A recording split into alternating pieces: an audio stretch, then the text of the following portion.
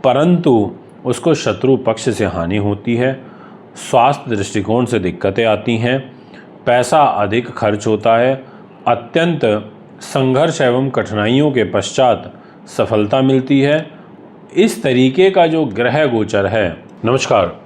ग्रहों के राजा सूर्यदेव दिनांक 16 जुलाई को राशि परिवर्तन करेंगे और गोचर करके कर्क राशि में आ जाएंगे। कर्क राशि चंद्रमा की होती है, अपने मित्र की राशि में आएंगे और सिंह राशि से द्वादश हो जाएंगे, यानी कि 5 नंबर के स्वामी हैं और 4 नंबर में आके बैठ जाएंगे, उल्टे बैठेंगे। पर मिथुन से निकलेंगे, चंद्रमा के घर आएंगे, वो बेटर है। अब इसका फल क्या होगा, किस तरीके से जीवन प्रभावित होगा, ये जानकारी आज की इस वीडियो में आपको मैं दूंगा। इसलिए वीडियो को पूरा सुने, अंत तक सुने। बहुत कुछ सीखने को, बहुत कुछ समझने को आपको प्राप्त होगा। आइए बात करते हैं राशियों के अनुसार क्या रिजल्ट रहेंगे 1 महीने तक, और सूर्य ग्रह का उस समय पर, क्योंकि सूर्य संक्रांति तो हर महीने होती है, और जिस टाइम पर सूर्य का राशि परिवर्तन होगा उसी समय, यानी कि उससे ठीक 3 दिन पहले राशि परिवर्तन यानी कि वक्र चाल में शनिदेव भी आ जाएंगे, उल्टे चलने लगेंगे मीन राशि में। तो मैं वीडियो की शुरुआत में सर्वप्रथम मेष राशि से ही करना चाहूँगा। आपके लिए चतुर्थ भाव में आपके मन पर सूर्यदेव आ जाएंगे। 4th हाउस मन का, सुख साधन का, प्रॉपर्टी वाहन का, ज़मीन जायदाद का, इन सभी चीज़ों का होता है। जहाँ 4 नंबर लिखा है वहाँ सूर्य आपको दिखाई भी दे रहे होंगे, और साथ में राजकुमार बुध बैठे हुए हैं। अब ऐसी स्थिति में ये आपको क्या रिजल्ट देंगे, ये जानकारी मैं आपको दूंगा। उच्च विद्या एवं भूमि, मकान, वाहन आदि का जो सुख है उसको देने का सपोर्ट करेंगे। आपको विशेष रूप से राजनीति में लाभ प्राप्त होगा, परंतु मदर की जो हेल्थ है उस पर दुष्प्रभाव पड़ेगा। आर्थिक उलझने एवं मन आपका अशांत भी रहेगा। पेट से संबंधित विकार हो सकते हैं।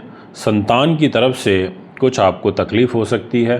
संतान के स्वास्थ्य का विशेष ध्यान रखिए, और हाई रिस्क आपको नहीं लेना। 16 जुलाई शाम से लेके और 27 जुलाई तक थोड़ा संतुलित होकर के, केयरफुली और योजनाबद्ध तरीके से प्लानिंग करके आपको चलना चाहिए। ये एक विशेष सलाह मैं आज की इस वीडियो के माध्यम से आपको देना चाहूँगा। अब इसी विषय को आगे बढ़ाता हूँ और बात करूँगा वृषभ राशि के बारे में। वृष राशि के स्वामी शुक्र होते हैं। शुक्र 26 तारीख की सुबह तक तो अपने ही घर में है, मालव्य नाम का महापुरुष राजयोग बना करके विराजमान है। इसके अलावा जो सूर्य हैं वो 4 नंबर में आपको दिखाई दे रहे होंगे और 5 नंबर के लॉर्ड हो करके। अब ऐसी स्थिति में इनका 4 नंबर यानी कि 3rd हाउस में बैठने से आपको भूमि का, सवारी का आदि का जो सुख है वो थोड़ा अड़चनों से प्राप्त होगा। आप अपने निज पुरुषार्थ से, यानी कि 16 जुलाई से और 16 अगस्त तक के समय को निकालोगे, अपनी हिम्मत, अपने पराक्रम से समय को व्यतीत करोगे। अगर आप लेखन के क्षेत्र में हैं, ज्योतिष में हैं, वैद्य हैं, तो ऐसी चीज़ों से आपको विशेष रूप से लाभ प्राप्त होगा। और जो मालव्य नाम का महापुरुष राजयोग बना हुआ है, ये राजयोग आपके लिए उन्नतिवर्धक रहेगा। परंतु आपको अपने छोटे भाई बहनों से कलह कलेश फेस करनी पड़ सकती है, और साथ में आपका भाग्य जो उदय है थोड़ा सा रुकावटों के साथ में होगा, या कहीं आपके स्थान से दूर स्थान पर जाकर के आपकी जॉब लगेगी या कोई सेटलमेंट होगी, ऐसा आपकी कुंडली यहाँ पर दिखाई पड़ती है। अब आपसे बात करूँगा इसी विषय को आगे बढ़ाते हुए मिथुन राशि के बारे में। आपकी राशि का लॉर्ड बुध है और सूर्यदेव आपके विराजमान हो जाएंगे पैसे के घर में। 3रे भाव के स्वामी होकर के 2nd हाउस में रहेंगे। ऐसी स्थिति में 2रा भाव परिवार का होता है। परिवार के घर में जाएंगे तो परिवार के सुख में कमी करेंगे, क्योंकि अलगाववादी स्वभाव है इनका, और इनकी सिंह राशि से ये 12वें हो जाएंगे। परिवार के लोगों पर धन खर्च अधिक होगा। छोटे भाई बहन मित्रों के साथ में तनाव, कलह, कलेश वो सब यहाँ पर बनेंगी। इसके अलावा कैरियर में उन्नति अत्यधिक संघर्ष के बाद ही आपको प्राप्त होगी। थोड़ा स्ट्रगलिंग लाइफ आपको फेस करनी डेफिनेटली पड़ेगी, ऐसा भी आपकी कुंडली कहती है। और विशेषकर 27 जुलाई तक के समय को थोड़ा ध्यान से निकालें, यानी कि 10 दिन बाद का जो समय रहेगा वो गुरु और शुक्र के द्वारा फेवरेबल हो जाएगा, बट सूर्य उतना सपोर्ट नहीं कर पाएंगे।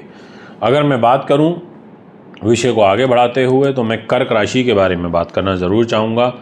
ग्रहों के राजा सूर्य देव, जिनके प्रकाश से पूरा का पूरा संसार प्रकाशित होता है।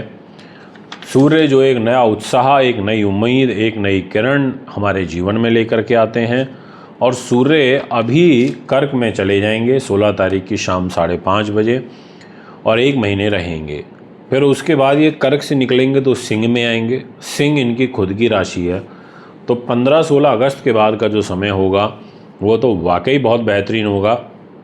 परंतु ये जो 1 महीना रहेगा जो 16 जुलाई की शाम से स्टार्ट होगा, इसमें आपके शरीर पर जब सूर्य बैठेंगे तो आपको महत्वाकांक्षी, साहसी, उद्यमी ऐसा तो ज़रूर बनाएंगे, बट परिवार में भी आपके कलह कलेश बना रहेगा, ऐसा आपकी कुंडली कहती है, ग्रह स्थिति कहती है। पारिवारिक लोगों के साथ मतभेद रहेगा। धन के मामले में थोड़ा सा आपका हाथ भी टाइट होगा।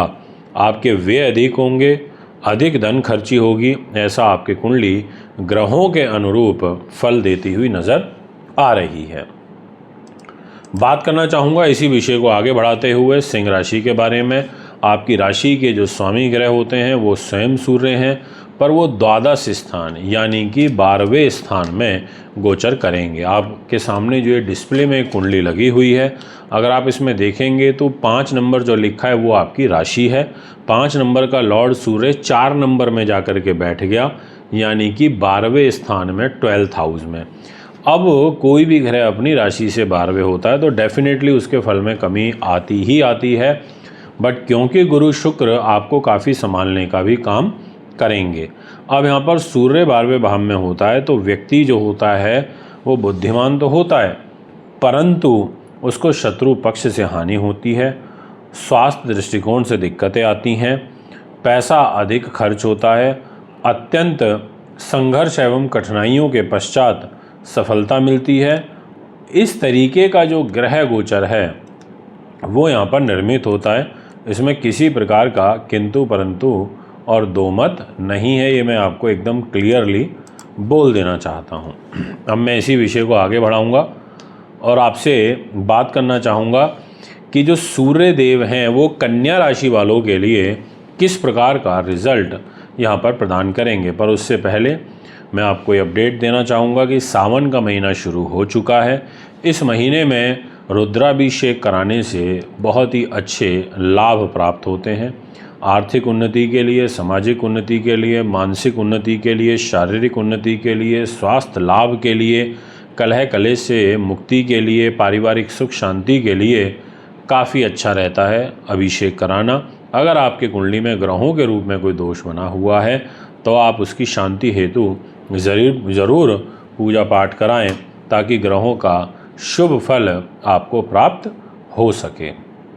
दोस्तों, अब मैं आपसे कन्या राशि की बात करूंगा। आपके सामने एक डिस्प्ले में चार्ट है, उसमें आप देख सकते हैं क्लियरली कि सूर्य देव बैठे हैं 4 नंबर में यानी कि कर्क राशि में, और 5 नंबर के वो लॉर्ड हैं यानी कि लाभ स्थान में चले गए और खर्च लेकर के चले गए। अब ऐसी स्थिति में 11th हाउस बड़े भाई बहनों का भी होता है, विदेश यात्राओं का भी होता है और एक तरीके से आपकी रूप खूबसूरती को भी प्रभावित करेगा। बट मैं ये कहना चाहूँगा कि संतान से कष्ट होगा। अगर आपकी संतान है, विवाहित है, स्वास्थ्य हानि होगी, आय अल्प होगी, खर्च अधिक होंगे। इस तरीके की ग्रह स्थितियाँ कुंडली में बनती हुई नज़र आ रही है, यानी कि शिक्षा के क्षेत्र में भी कुछ गड़बड़ी मुझे नज़र आ रही है। बच्चों का पढ़ाई लिखाई में मन कम लगेगा। पेट, आँख, हृदय और हड्डियाँ, इससे संबंधित विकार आपको परेशान करेंगे। गलत संगति से आपको विशेष दूरी बना के रखनी है और 27 जुलाई तक तो स्पेशली बोलना चाहूँगा कि दूरी बना के रखना। कन्या वालों के लिए कोई विशेष फलदायी सूर्य का परिवर्तन नहीं दिखाई पड़ता। दोस्तों, ये है आपका ग्रह गोचर।